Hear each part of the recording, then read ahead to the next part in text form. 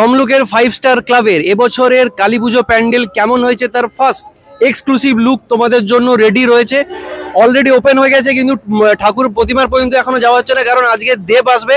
দেব এসে উদ্বোধন করলেই তবে খুলে যাবে। সামনেই রয়েছে, দেখতে পাচ্ছ, লম্বোদর গণেশের একটা বিশাল বড় মূর্তি, এবং এবছরে তাদের থিম হচ্ছে ফিরে দেখা বা শিব তাণ্ডব। মানে পুরনো আগেকারের যে মন্দির কেমন হতো, শিব মন্দির কেমন হতো, ভেতরটা চলো তোমাদেরকে ঘুরে দেখাচ্ছি।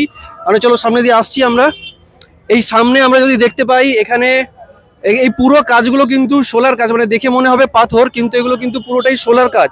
তাই কালার করে করে করা হয়েছে এবং প্রত্যেকটা সুন্দরভাবে খোদাই করা হয়েছে। এইদিকে রয়েছে কিন্তু শিবের মূর্তি, এইখানটায় মা দুর্গার একটা মূর্তি বা স্কাল্পচার তোমরা দেখতে পাচ্ছ। এগুলো কিন্তু সমস্তটাই সোলার কাজ। আমরা ধীরে ধীরে ভেতরের দিকে এগিয়ে যাবো। দেখতে পাচ্ছি বড় ঘন্টা, যেমন আমরা মন্দিরে ঢোকার এন্ট্রিতে যেমন ঘন্টাগুলো থাকে, সেই ঘন্টাটা রয়েছে।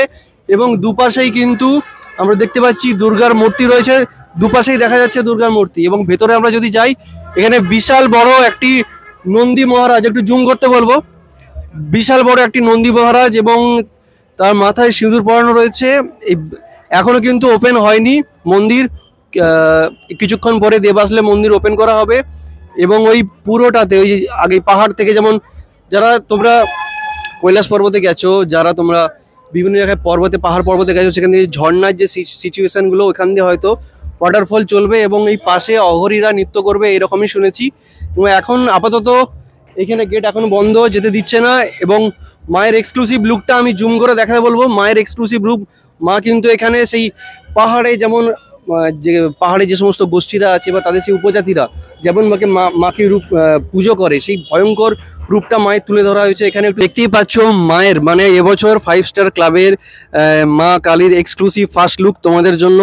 মা কিন্তু সেই একদম আগেকারের, মানে একদম প্রাচীন, যারা তোমরা নিকোজ ছায়া দেখেছো বা ওখানে পাহাড়ে পর্বতে যে সেই কালী ঠাকুরের যারা সেই গোষ্ঠীরা একটা বিশেষ রকমভাবে পুজো করে, সেই ধরনের কালীর রূপটা কিন্তু এখানে ফুটিয়ে তোলা হয়েছে।